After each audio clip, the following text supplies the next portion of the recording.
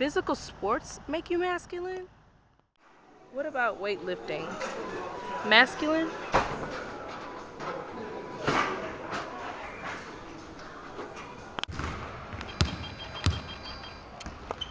Masculine?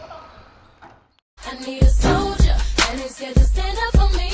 Known to carry big things, if you know what I mean.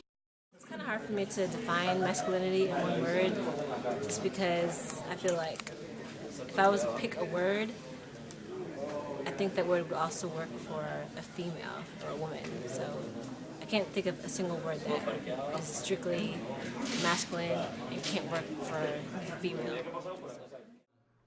Well, I picked independent because I feel like a man, if you want to call yourself a man, needs to be able to take care of himself. And I mean, if he's with someone else, then them too. But mostly, you need to be able to take care of yourself. Because I mean, if you're having somebody else take care of you, how can you call yourself a man? We conducted a survey asking the general population at the University of Texas to sum up in one word the definition of masculinity. The top 5 responses fell into the following categories: strength, tough and manliness, biology, powerful, and protector. After surveying 61 respondents from various cultural backgrounds, we asked them to consider public figures and tell us who they felt were the epitome of masculinity. We organized their answers into the following categories: politicians, actors, musicians, athletes, and civil rights leaders. Names such as President Obama, Arnold Schwarzenegger, Abraham Lincoln, George Washington, Bruce Lee, Will Smith, Denzel Washington, Chris Hemsworth, and even Mr. T, Jay-Z, Bob Marley, The Rock, MLK, Nelson Mandela, and Sidney Poitier were mentioned.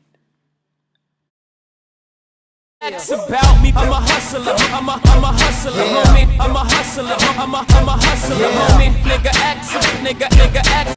Well, I mean, I feel like whatever you do, it doesn't define you. You know, like if they choose to do that, maybe like that's just their calling and that's just what they do. That doesn't necessarily make them gay or whatever. It's just if that's what they're good at or if that's what they choose to do, then you know that's what they choose to do.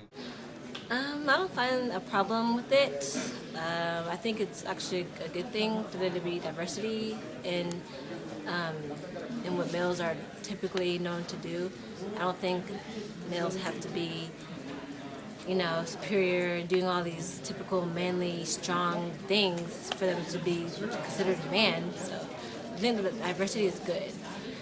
And me, I would date a man who's a cheerleader. I would date a man who's a hairdresser, as long as I know that he's, a straight man and someone I'd be sexually attracted to and interested in, then that's fine.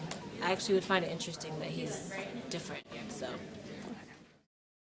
I believe in a man with a check in his hand. Ain't nothing like a good man.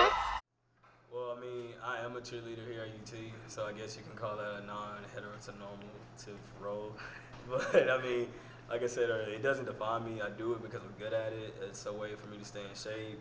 I'm around girls all the time, so I mean, I guess you can call it a heteronormative role, but I mean, it doesn't define me. I just do it because I like it, and yeah. So. I done had money, and I done been broke. I done been talked about, something awful, done been lied on.